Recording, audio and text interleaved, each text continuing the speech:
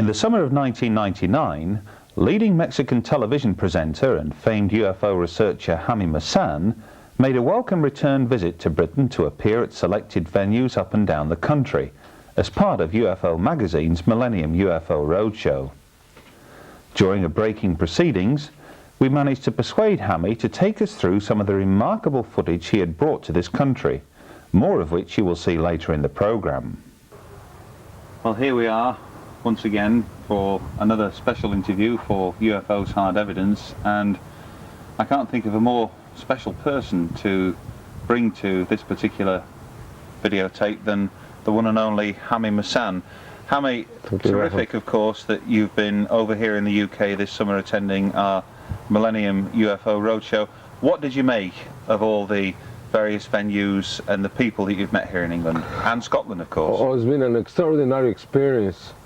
It's been a very special time for me because I've been I have received a good welcome, a lot of attention and kindness from you, your family, and everybody who is around this phenomenon. I am really happy, excited to be here, especially because I think England is just starting to see, and Scotland, what we have been seeing in Mexico since the eclipse. And it's very coincidental that you are going to have an eclipse in the August 11th of 1999. And I think that the evidence shows that you are going under the same path that we observe in Mexico, especially in Mexico City. Now, for the benefit of those people who are new to this subject, and there's a lot of young people out there who are just beginning to learn what a fascinating topic it is that we deal with, the eclipse, of course, that sprang Mexico to prominence occurred in July of 1991, and we have some videotape, of course, from that period. What was so special about that eclipse, and what was so special about the videotapes that followed? I didn't know anything about the eclipse. I just experienced, I went to an island, I saw the eclipse, was beautiful, the second longest in the century. And then we had these videos with the UFOs, not just in Mexico City, but also in Puebla and in Tula, in 3 different cities, 3 different states. It seems 3 different UFOs. Then I started to investigate, and I found that there were special prophecies made more than 1,000 years before this eclipse. And they were telling us, especially the Mayan prophecy that you can find at the Dresden Codex, that this eclipse could bring the end of the big lords, and they would have to go and leave room for the new lords. It could be the end of the Jaguar Knights, probably the war in the world, and would be the time of the meeting with the masters of the stars. And that was amazing to me because it was a message. And if you observe the evidences and you see 3 different UFOs in 3 different cities at the same time with an incredible eclipse, you have to understand that something very special happened in Mexico that day. And the most important thing is that the Mexican people became aware of this phenomenon. Many people started watching the skies, especially with a camera on their hands, and they were able to record in many occasions these UFOs, not just in the eclipse, but in many times after the eclipse. And for that reason, this eclipse became so important for Mexico. We didn't know how important until we received the videos, we received the evidences. We knew how important it was after the eclipse. Okay, so I suppose for many people, the sight of several objects in the sky at any given time is considered to be amazing. But here we are in Mexico, and once again we have these extraordinary images of not several UFOs, but numbers from 50, 180, 150. I mean, it is absolutely incredible. Tell me, when we have this very rare image of several UFOs. It's a still photograph taken near the volcano. Was this the first occasion where more than No, one no, object no. This picture you are seeing close to the volcano is from 1996. The first occasion was on the 27th of September 1992. This man, Ulises Trujillo, was recording a long object, looked like a worm or a cigar-shaped object standing over Mexico City. Then he realized that over his head, horizontally, were flying at least 18 different objects. And what you can observe in this video is that they are moving along the way, and they never lose the formation. They never lose the figure, the shape of the figure. Even though they move, they keep that. That was the first time. On the 24th of October 1994, we have the second video from Mr. Tomás Islas, and now you can see probably around 30 objects or so, and they are standing still. They don't move. And this is 2 o'clock in the afternoon. Then 6 weeks later... Some people have suggested that these are constellations. In the twilight zone. Yes, that's what they say. What can they say, you know? What can they say? This is 2 o'clock, this is... All of these videos, if we record these videos at night, they could be stars, no question about it. I mean, at least you see 20 stars moving at the same time, but let's say they are still, you wouldn't see them. No, the incredible thing with all these videos that we are watching now is that they were recorded at daylight. And that's very important. Now these are incredible, and you've mentioned this thing that looks almost snake-like, like organic. Now we also have a curious piece of footage taken from the space shuttle, and here we can see this thing in outer space. We're looking down on Earth, and it seems to be like a worm. Like a worm. Yeah, it moves like a worm. This was recorded on September 1991. I think was STS-48. Was from the Discovery shuttle. It was releasing a satellite to measure the depletion of the ozone layer, and for some reason recorded this object that I believe was coming out from North America. You see the clouds under it, and you can see how this object is ascending, is rising from the Earth, and is going into the stratosphere. Has there been any explanation? Have you asked? No, none at all. No, yes, I have asked, but you know that when they don't have an explanation, they just keep silent, you know. What do you make of this? I mean, these are 2 videos that were released in 1997. The first video is from 1984. This, I believe, was the Discovery shuttle again, and they were making some reparations, fixing the satellite Palapa 22. And at that moment, you can see a sphere that is coming from inside the space, you know, makes some intelligent movement and goes away. It's just for a few seconds. But if you see this closely, it's very clear that it's an sphere. And again, in 1991, from the Atlantis, I don't have the number of that mission, but I know what's from the Atlantis. You can see this sphere, again, making some intelligent movements in front of the shuttle and then going away. Yeah. But I mean, what about, it looks like a fleet of spheres here in this next sequence. Viewed from the space shuttle, has there been any explanation, official or otherwise, been put forward for this? You know, we see these spheres darting about the sky, and then here we are now in the top left-hand corner of the screen, and there are dozens of them. NASA. Yeah, this is a video from the Mir laboratory. Again, the Discovery shuttle was going close to it. We can see in the left. Right corner, in the left upper corner of the screen, some like 20 spheres passing by. No, there has not been given any explanation around this. Probably you could have some, because as long as I have asked, they just smile and turn around, you know. It's the easiest way to not to say anything when you don't have an answer. These are videos that don't have easy answers. The name James Bond Johnson was unfamiliar to most UFO enthusiasts until only recently. But the photographs which Bon Johnson took in the offices of General Roger Ramey at Fort Worth, Texas back in July 1947 are legendary. During a brief visit to England in 1999, we caught up with Bon Johnson at his London hotel.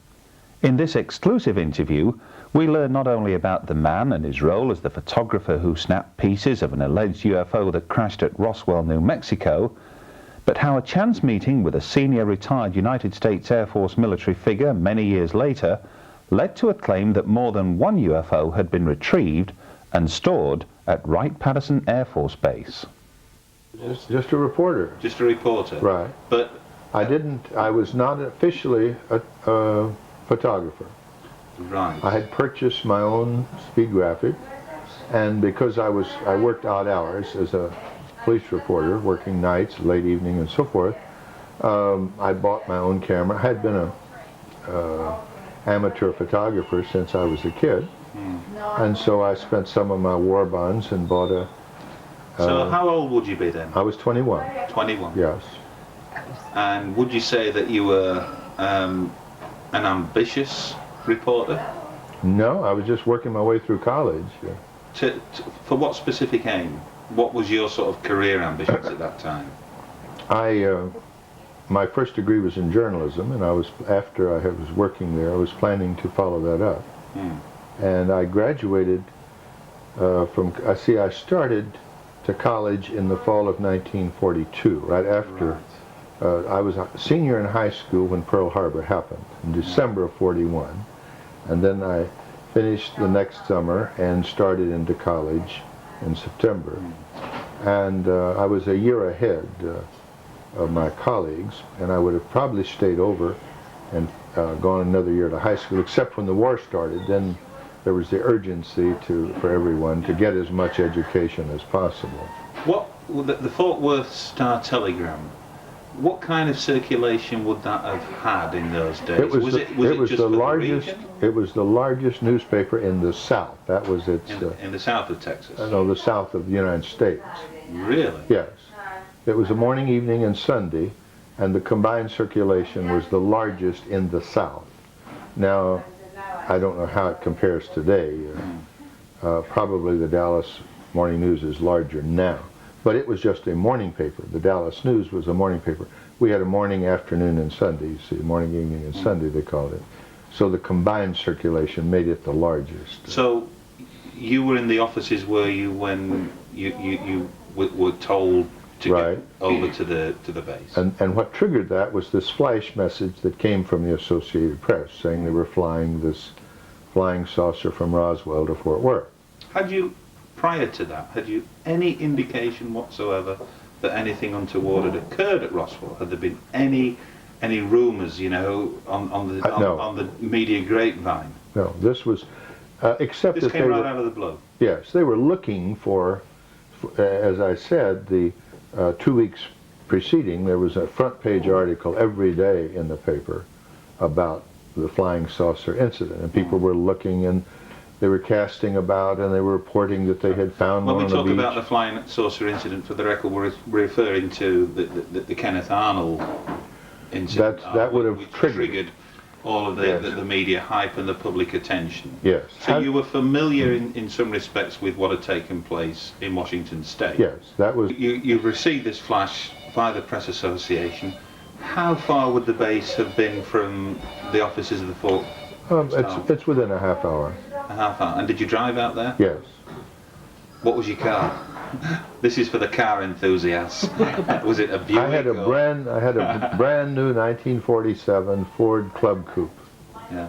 With that I paid $15.94.21 for American, and with including a signal seeker radio and seat covers. What else do you want to know? Okay. But I was very proud of that car, and I got it through the Star-Telegram. In 1947, I'd been on waiting lists. See, I came home from the war at the end of 45, and I had sold my car when I went in service, and so I was riding in cabs, and fortunately our newspaper owner also owned the yellow cab company, so that made it easy to get about. But I wanted my own car, and I'd been on waiting lists. You signed up at different places and would put down a deposit and wait for a car.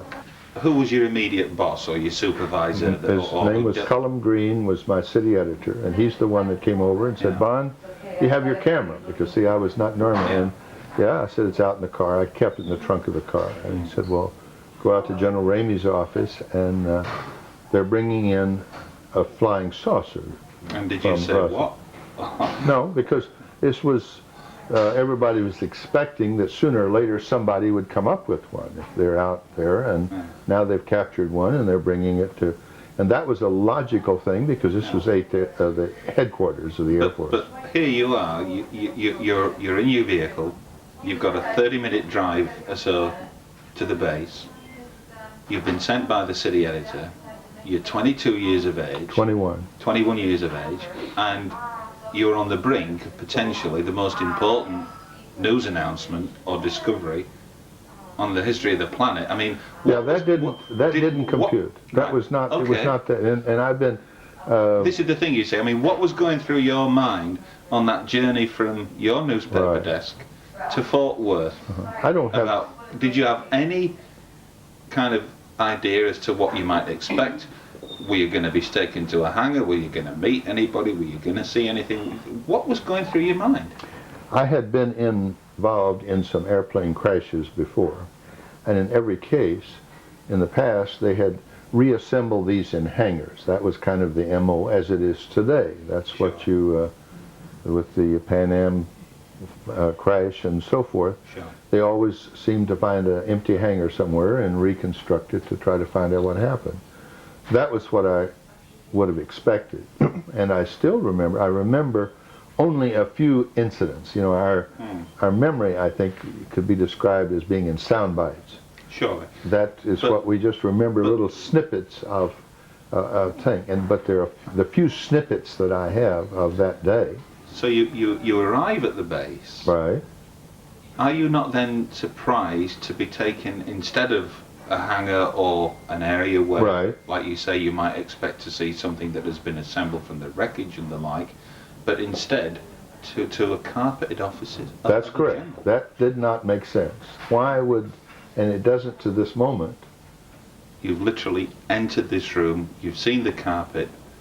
What was it about that room that you looked at? What happened next, basically? I remember my consternation, the fact that here was this junk piled on the floor, not very photographic or photogenic at all, and now I've got to, you know, this is one of my really, I guess, first assignments. I had only had the camera for a month or two, and so this was really one of the first times that I had been assigned to do that. Otherwise, I had gone like covering a speaking engagement or something, and you take a headshot of the speaker, that kind of a thing, or a handshake, kind of a picture of two people, which you get a lot of on a newspaper.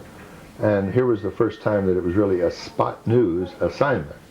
And it was so, I can remember being disappointed and frustrated because it was so unphotogenic. Did you say that to anybody who might have been with you in the room at that time, when you first went in? No, I think that was my own private thought. Was there anybody else in there? Were you escorted? I don't recall. I recall Colonel DeBose. Prior to General Ramey arriving. Right. The Colonel DeBose met me, and he was expecting the general momentarily, and he went off to look for him. I don't have a clear recollection of Marcel at all. That's just not a part of it. Were there any MPs there? No, there was no security. There was no more than there is in this room at this moment. It was just, you just go in and you wait, and the general will be here in a minute. And no other photojournalists with you at that moment? None. I do not recall. Another time, I worked 5 years on the Star Telegram with the interruption for the war. I do not recall another instance where they sent over the wire photo equipment to transmit. So that was just a very extraordinary situation for us too. So we received but didn't transmit. Yeah. So you've had your first look inside this room. Right. Were any of these parcels that you described in meat wrapping paper, were any open at that point? Yes, there was what we see in the pictures. The large part of the paper was already unwrapped, and those large sections were there but not laid out. I arranged them to try to pose a picture. It was just kind of piled up. It would be like, as I remember, putting a kite together. When you would buy a kite and the sticks and it would be in a rolled up together. It was kind of like that. And you lay it, you know, how you unwrap a kite with the sticks and to make it so it'll fly. And it was kind of that drill. Were you particularly careful how you handled that debris at all? No. This was simply a case of, I've got to take a photo of this, let's do it. And try to make something photogenic out of it. Yeah. And like it, because it was all blackened, burned looking stuff, and there was not much contrast as the pictures show. Yeah, and also it smelled. It was that smelly. the smell that was there as soon as you entered the room? Yes, it was, and that's what struck me as unusual. Why that this smelly junk would be piled on the general's carpet. That was one of the few recollections that I have that didn't make sense. There's no one to discuss this with. There were no other media people. There were I was just there, and it was. We were not expecting. I was not sent there as a reporter, and Phil Klass has beat me over the head with this again and again and again, saying, "Surely you were aware." The question you said a while ago. Surely you were aware of the importance of this moment. And this was no. It was not that at all. This was a photo assignment. It was to get out there. A deadline and it was to the meet. time was the urgency. We're on the East Coast deadline. You know, get out there, get it, get back here, there, and let's get this. So it was the urgency of the situation. Did Colonel DuBose come in with General Ramey? Yes. They both came in together. The general came in first. Did he acknowledge you at all? I knew him because I was the military reporter, and I had seen him. I had been there, had taken his picture just a few weeks before when General McMullen was there, his boss, and Ramey had just taken over the command from McMullen. McMullen had moved on up the tape and had gone to Washington. They had just formed up the 8th Air Force with McMullen in command and Ramey as his deputy. And then McMullen was reassigned to Washington, and Ramey took over just a few weeks before that. And I remember covering a part of that. Did Ramey come in with, was there anybody else that came in with Ramey, his adjutant or any sidekicks at all? Yes, DuBose was his chief of staff. Apart from DuBose, I was yes. basically meaning. And if there are any others, I don't recall them. And he could have, you know. Were there any words exchanged at all? The only thing I recall was asking him, you know, what is this? And he kind of shrugged and said, damned if I know, or something like that. What was it that led to this remarkable statement, if you like, or response from the general, or the brigadier, I beg your pardon, in respect of wreckage? Can we look at that? Yes, what led to this? That was just an incidental statement when I said, did you see the wreckage? Because he was the commanding general at Wright Pat along with his career. I said, did you ever see it? Because they talk about it being in Hangar 18 or whatever it is. And I said, and he corrected me and said, wreckages. And I said, oh, more than one? He said, yes, we had more than one there. And that was surprising to me. I didn't know about that. But I've since read about confirmation of that from other sources. The Roswell are just one of several that they've captured along the way. Last edition of UFO's Hard Evidence, new and outstanding UFO footage has come our way from a variety of sources.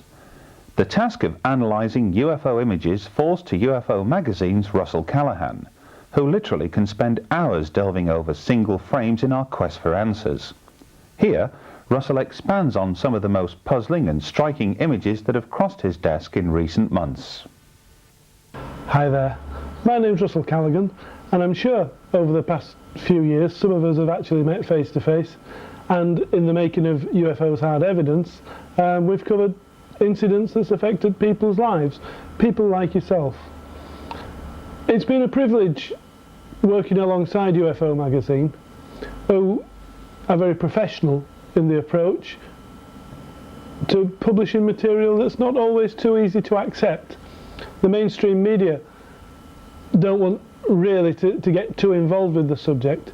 They'll take a fleeting glance at footage and they'll put footage out on the 6 o'clock news or something like that, and once it's seen, it's gone, never to be seen again. Places like local television stations, local news magazine programs, they take footage from people as a curiosity item, if you like, on the running order, and that's literally all it's ever been. With UFOs Hard Evidence, we've tried to expand on the subject, on what people are seeing, on what people are feeling, and how people are actually relating to the events that happen and sometimes get caught on camera. I have a background in television over 20 years, and I've seen equipment advance rapidly over the last 5 or 6 years, and it's these advances that have made it possible for us to bring UFOs Hard Evidence to you in a format that's quite professional, looks like a television program. That's what we're trying to do. We're not trying to emulate the X-Files or some big documentary that may be screened on the Discovery Channel or something like that. The budget just doesn't allow. What we do try to do is get out there, meet the people who matter, and bring their stories to people like you, the enthusiasts, the researchers, people who are wanting to learn more and more about this subject.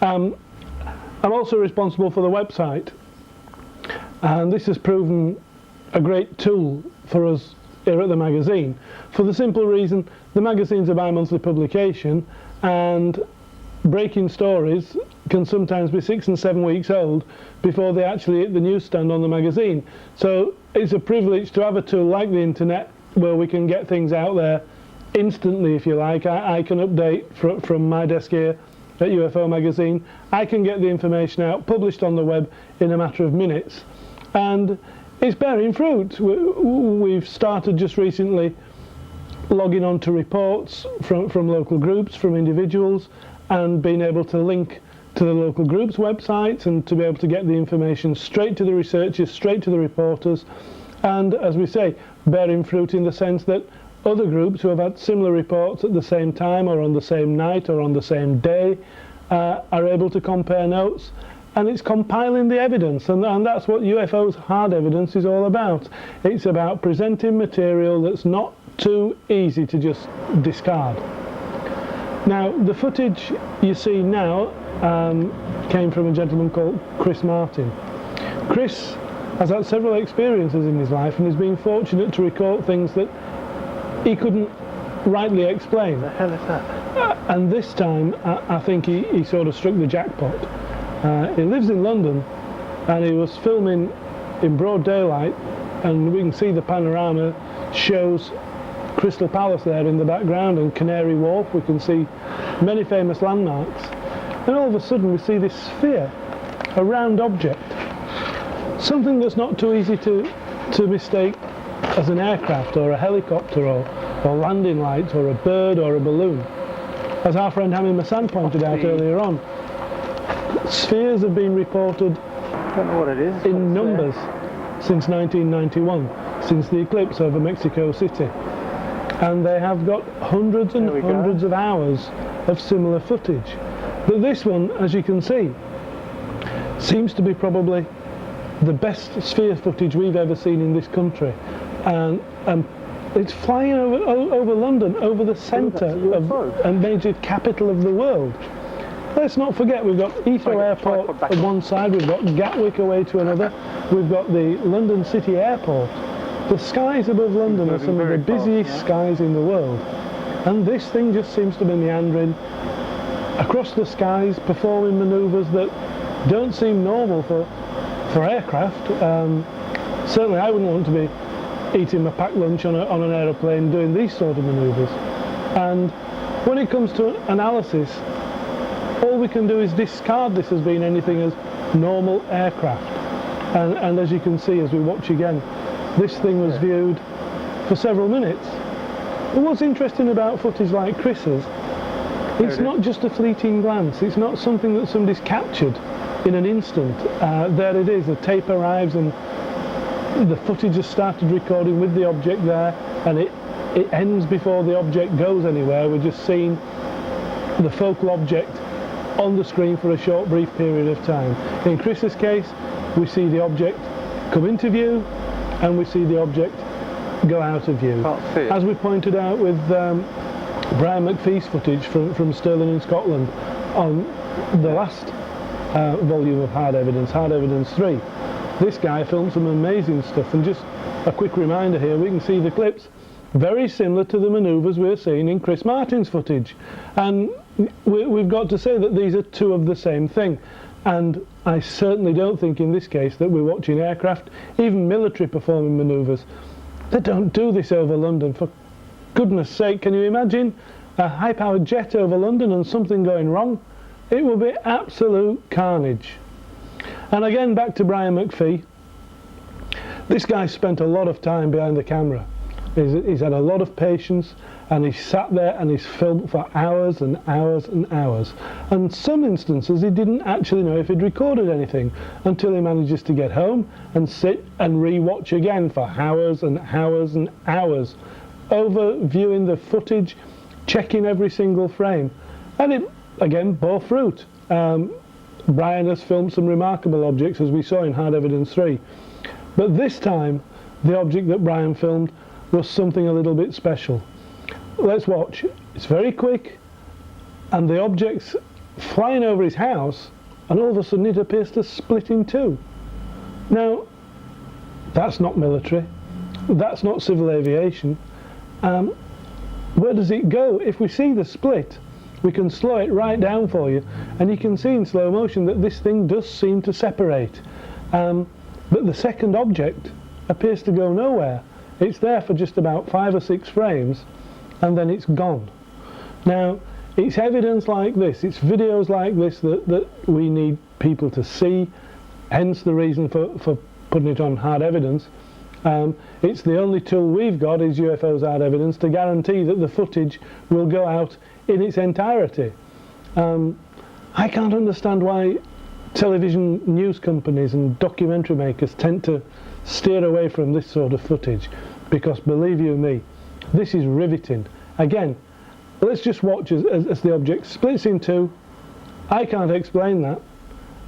In analysing the footage, all we can say is that this is something that's not normal. This is something that is very, very difficult to explain. We've shown this footage to our friends at the local airport, and they come up with the same answers. What is it? We don't know. But Brian and people like Chris Martin are there, keep filming these objects. I wouldn't say it was a very easy thing to fake. Let's face it, if you were going to fake something, you'd fake something that looked like a UFO. But you know, one of my theories are, over the last 50 years, some of the earliest footage recorded on film, 16mm film, the Tremerton film, and we'll just have a quick look at it here in the background. Round spherical objects, balls of light, self-luminescent, they've been filmed for 50 years. This is not a new phenomena. This is something that even the US military, in their terminology, in the press statement for the release of this material back in the 50s, referred to them as self-fluorescent spheres, a term that Hammy Massan's captured and clung to for describing the sightings over Mexico City. And just to finish off, this one, well, maybe we can't call it a sphere as such, but just watch this. This is stock footage of a B-2, a stealth bomber, as it takes off. And look what happens behind it. We see one of these glowing particles. Whether it's a sphere or not, I don't know. This one needs a lot more time spending on it, even though it's only a brief clip. We have got to find out exactly where this footage was filmed and who took it. But watch again. There we have B-2, America's most expensive aeroplane, one of the most expensive flying machines ever built. And clear as day, it's being followed by an unidentified flying object.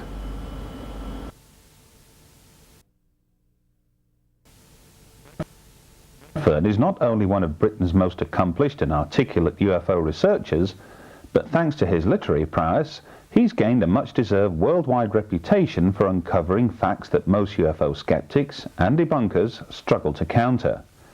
In this exclusive interview, Nicholas talks about one of the cases he chose to investigate for his sensational new book, Cosmic Crashes. One of the most contentious stories concerning crashed UFOs in general, and certainly in Britain, are the allegations surrounding this Berwyn Mountain incident in January '74.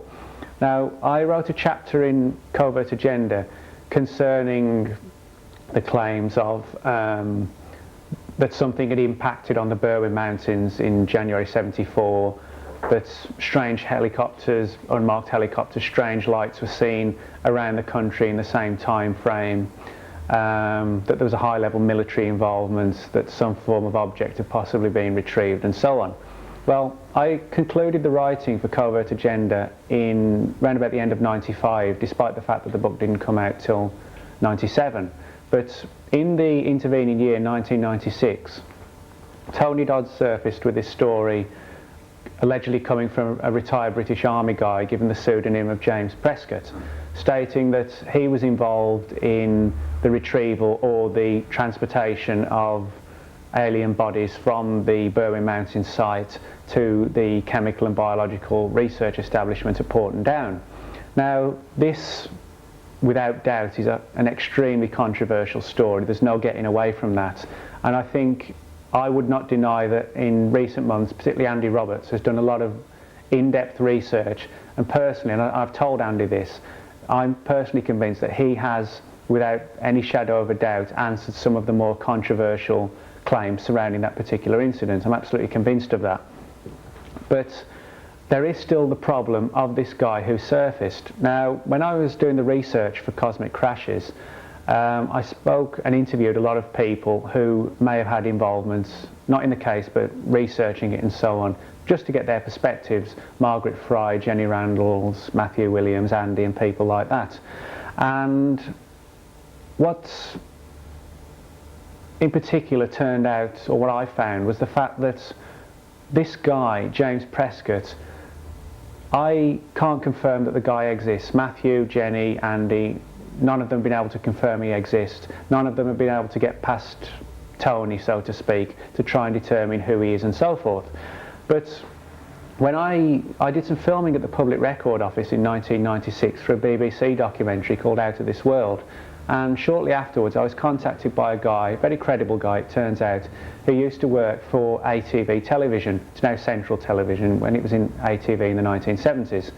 And in January 1974, he was part of a news team which would do outside broadcasts. You know, if there'd been a car smash on the M6 or something, they'd go out there, or a bank raid, something like that.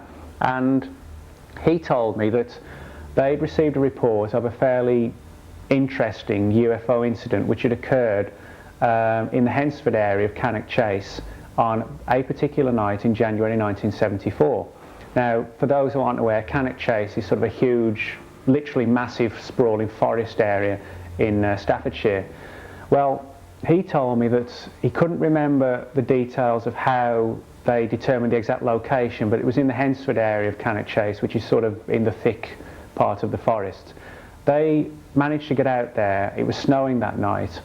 When they got out to the particular site, they found two guys sitting by the edge of a field in a car, an old A40 car, I think it was, and no less than about 10 troop carriers, army lorries, with about 100 or so troops milling around, basically all hell breaking loose. And the gist of the story was, these two guys had seen what they initially thought was a plane coming down in a field. It looked like a fireball, something trailing behind it. When they pulled up and managed to get out to the field, they described it as a flying saucer. Now, when I pressed the ATV guy, he said that was literally the description they gave, a flying saucer. Well, the ATV team pulled up at the field. Army was milling around, wouldn't allow them in the field, wouldn't allow them basically to do anything. But they just said we're like a vox pop team, as he described it from ATV. A what? Vox pop. It's sort of an outside broadcast term that they use. And they did a small interview with the driver, who seemed to be very, very ill. He was sweating, he just got shirt sleeves on, yet it was throwing down with snow. Now, when they'd done the interview, one of the cameraman, when they'd gone back to the van, the cameraman actually snuck out the back of the van and sort of did a detour, quite a long detour around, and went into the field from the reverse side, got into the field and found a huge circular burn mark within the field. Now, he got this down on tape, or on the ancient equivalent of videotape, whatever they had at the time, and they took it back to the studios. Now, the following day, he said people came in from the Home Office and removed the film. Now, that in itself sounds like an X-File-ish type scenario, but he was able to present to me evidence showing he worked at ATV. He named all the people involved in the crew. I know their names, I know where some of them work. Some of them are overseas now, but they were working for ATV at the time. He went on to work on a number of well-known films afterwards, including Raise the Titanic, McVicker, and then he went over to the States to work as well. But what's interesting is that if you tie this in with the story that Tony relates concerning James Prescott, well, in the Berwyn Mountains case, and in this Cannock Chase story as well, you've got military presence at two fairly spectacular alleged UFO sites in Britain in 1974, both in January 74. Now, in the Berwyn case, we know from the testimony of some of the people involved that there was a fall of snow that night. In the Staffordshire case, the witness told me that it was snowing heavily.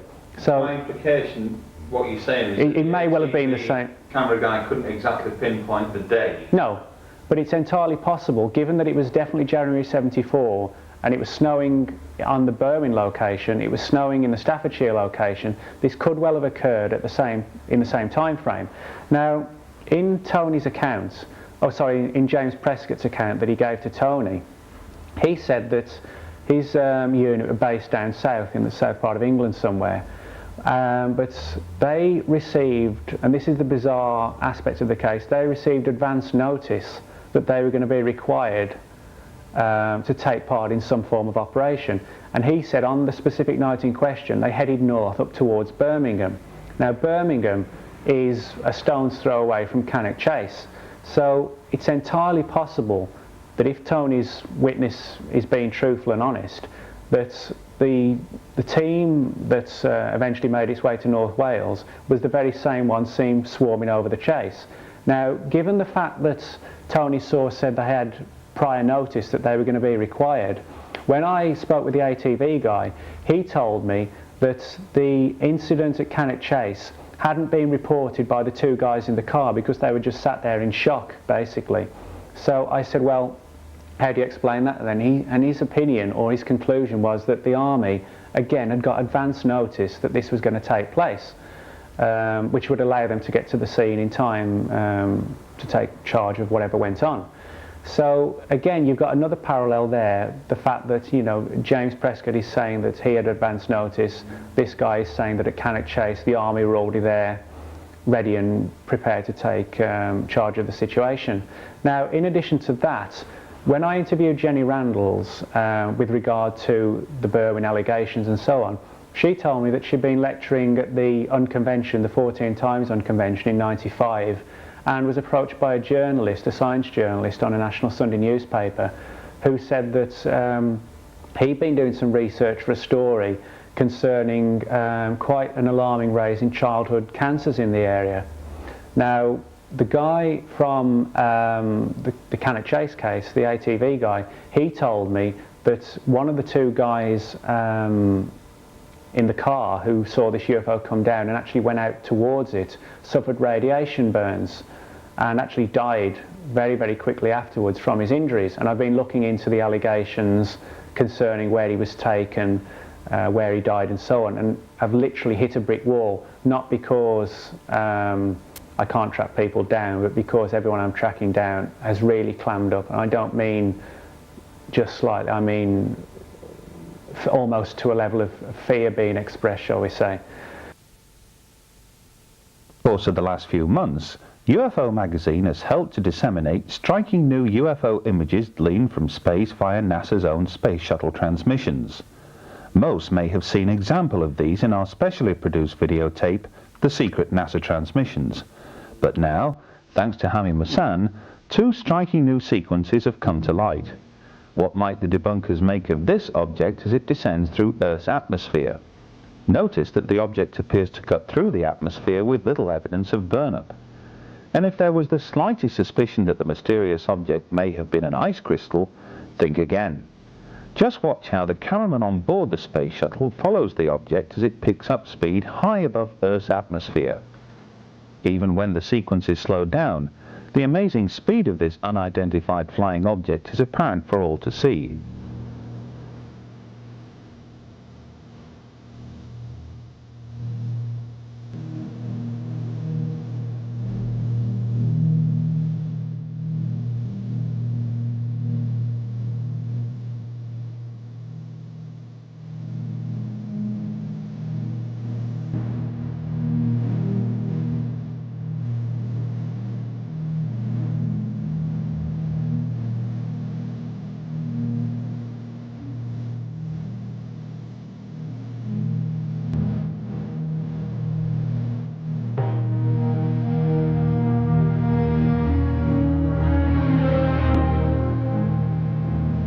Most UFO enthusiasts are by now familiar with the extraordinary footage of mysterious spheres seen hovering and maneuvering around the Mir space station and STS-84. Skeptics, debunkers, and even NASA themselves maintain that these are nothing more than ice crystals.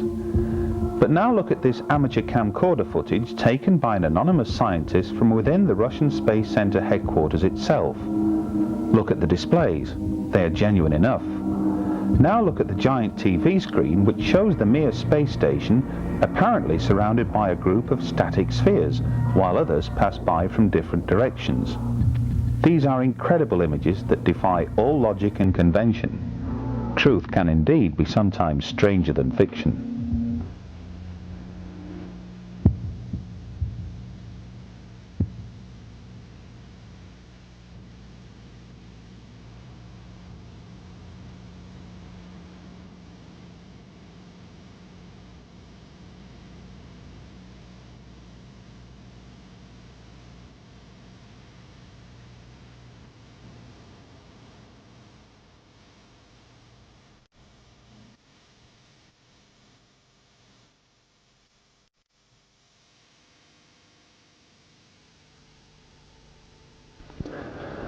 Edgar Mitchell was the sixth man to walk on the moon. In recent years, he's championed the UFO cause by proclaiming that extraterrestrials are real and not imagined, that UFOs have been retrieved and their technologies put to use. In this exclusive interview, Mitchell expands on his reasoning with Hami Masan and reaches some profound conclusions.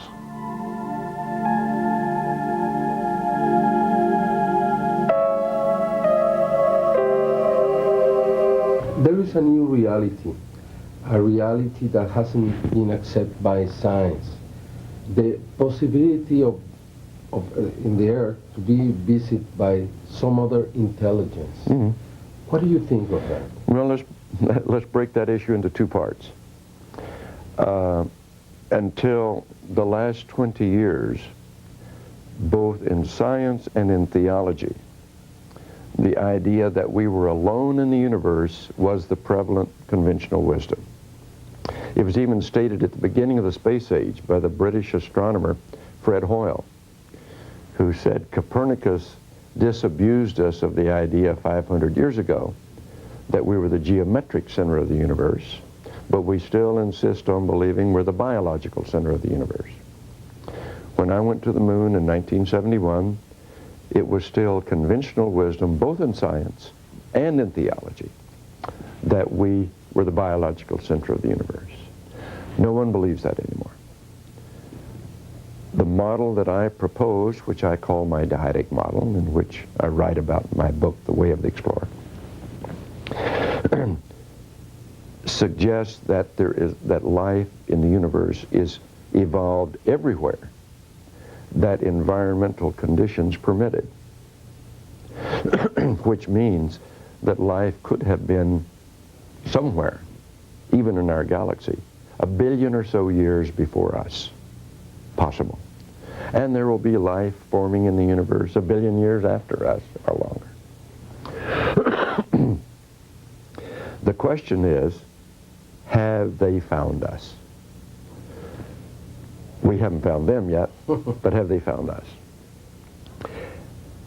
Mathematical studies of the size of the universe and the ability to evolve and travel the universe suggested any civilization 500 million years older than ours could very well have traveled through the universe and found us.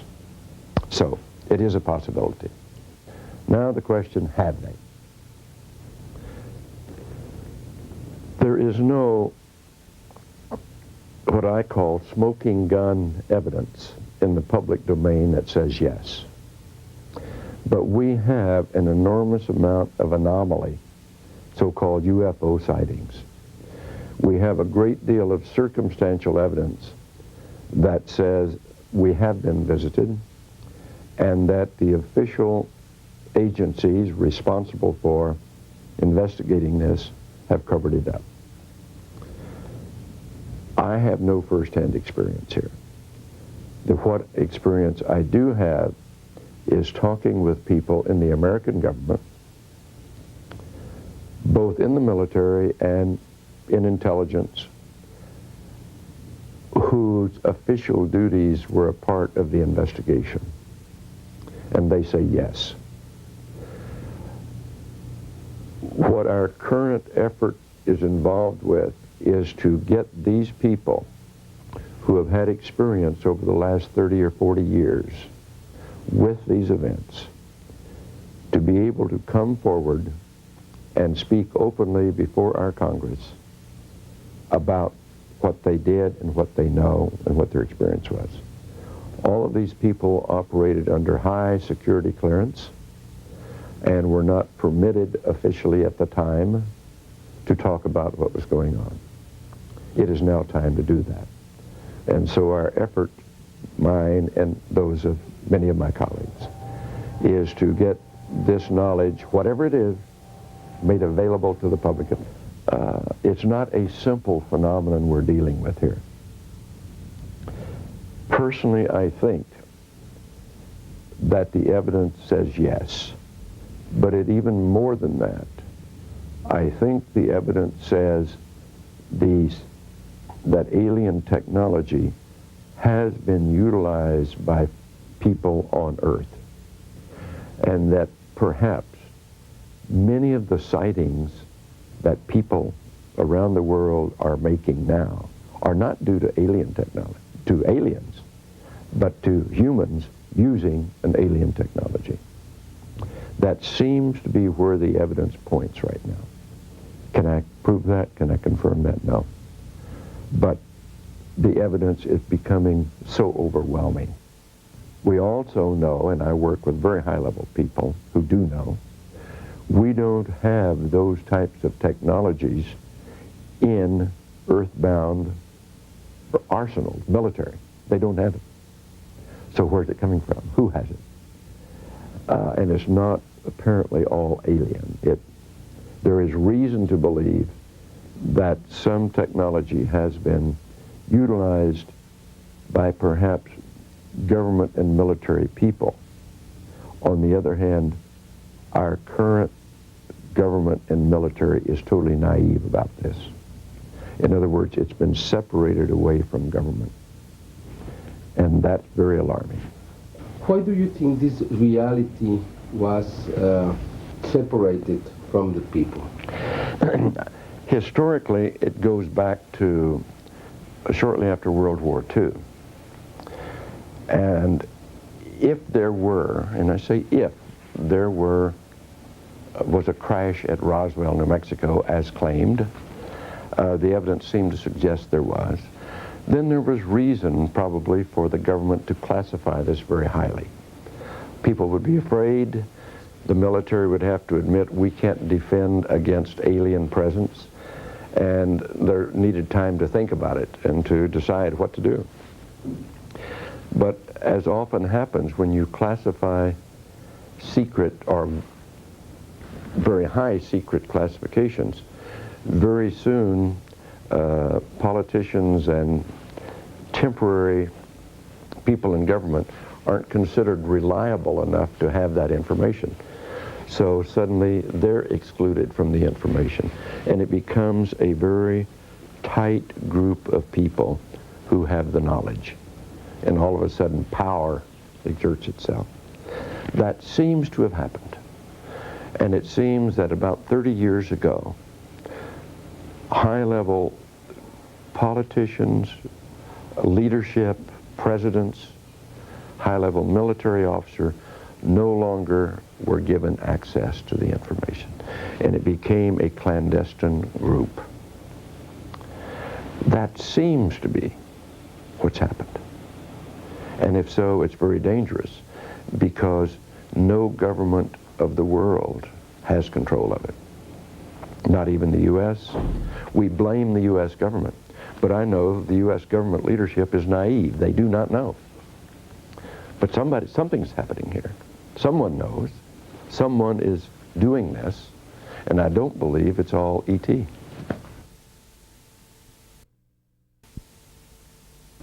And now, here's a selected sample of some of the latest UFO images gleaned from around the world.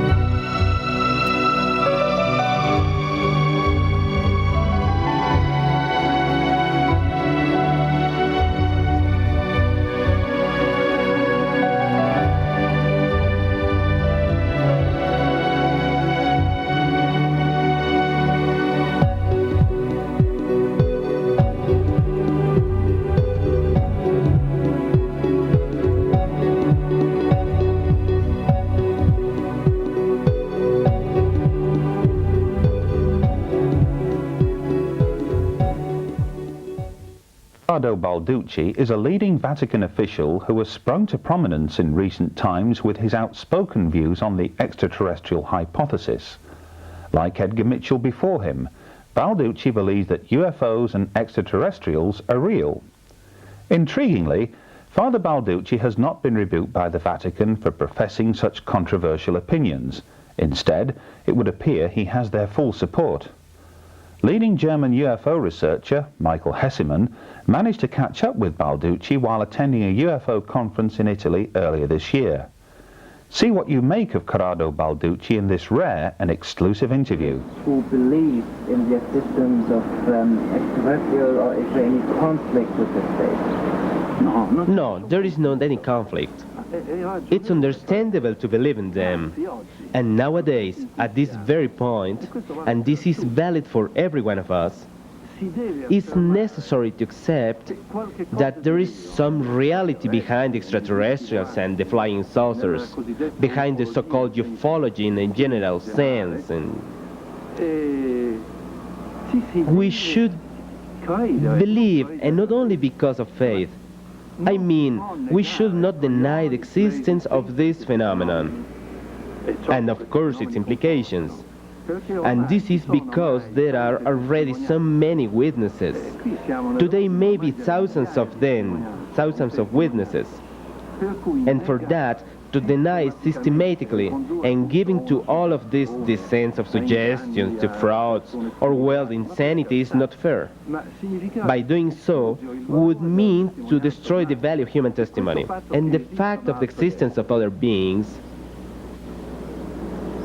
and the kind of beings they could be, maybe lower than us in nature. Or, well, beings of the same nature than us, beings like ourselves, or, well, superior beings. And all of this is possible, all the three choices are possible. And everything I just said is not against the religious teachings. The head of all the universe, even with extraterrestrials, even with this so-called by us flying saucers, the UFOs and so on.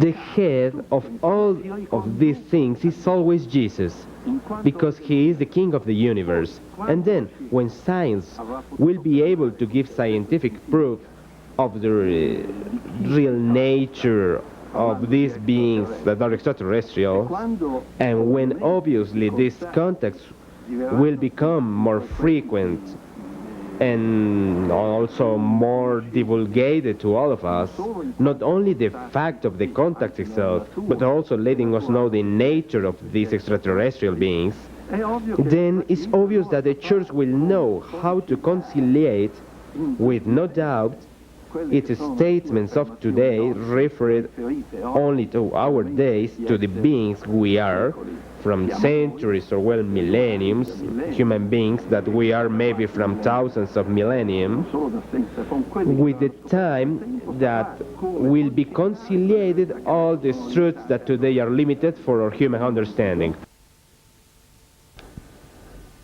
On the 23rd of July this summer, Russell Callahan and Graham Birdsall travelled to visit RAF Fairford in Gloucestershire, England, to preview this year's Royal International Air Tour 2. They had the good fortune to be present, along with the rest of the world's press, to see the arrival of the fabled B-2 stealth bomber. Not only that, but they later managed to conduct a brief interview with no less a person than the pilot of the B-2 himself. It was an extraordinary day, which began with the arrival overhead of this equally extraordinary aircraft.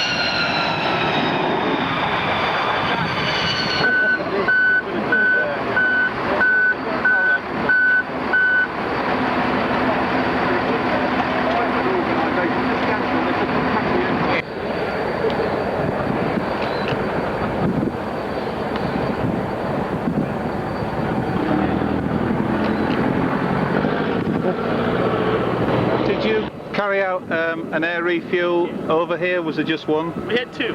You had two? We had two just so that we didn't need to, but the second one we didn't want to have to worry with the fuel in here on the field, so we pumped it up really full here, and now they can fly and take off and head home without having to refuel it. It's a big step up from an F-16 to a B-2. It is. Was that something that you selected to do? I did. I applied for the job. The job is still a by application and selection process. All the records are reviewed by the wing commander on base, and he makes the final selection of who comes to fly it. We certainly, at this stage of the game, don't need anybody who doesn't want to be there for starters, and we certainly, with this type of airframe, need the guys who are a little bit above their peers in a performance standard. Yeah. I was interested to hear you talk about the new technologies.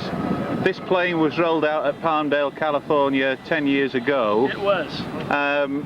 How long do you think it will be before we're on to the next stage of stealth aircraft and we're all here? Will it be another 10 years before we're looking at something even more bizarre, or what do you think? This is air vehicle number 3. It was built in 1982. So it was built a lot more than 10 years ago. But if you took that plane then when it was rolled out and what it is now, it's a totally different airplane. As we've sent them back and started with our Block 10 training aircraft, and went to our Block 20 limited weapons employment aircraft, to our final full operational capable aircraft, they go back to Palmdale and they get totally stripped out. It's a totally different airplane.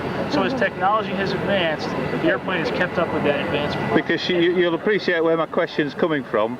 There's all kinds of weird and wonderful rumours coming out of Nevada and California about the next generation. Yes, and do you ever hope to fly one of these things, if they exist? It would be great. Thank you. Astonishing stories, incredible images, fascinating revelations. They endear themselves to one of the world's greatest mysteries. But in the past couple of years, the layers that have protected this mystery for decade upon decade have begun to be peeled away. The evidence is indeed overwhelming, but then we already knew that. But perhaps it wasn't enough. Perhaps more information, more evidence was required to make the world's media sit up and pay even closer attention to what is occurring around us. We will continue to assist toward that goal. The truth is out there, and it's only a matter of time before we see that truth shared with the rest of the world. We trust that you've enjoyed watching this special edition of UFOs Hard Evidence, and hope to have the pleasure of your company again in the not too distant future. Until the next time, we thank you for your continued support.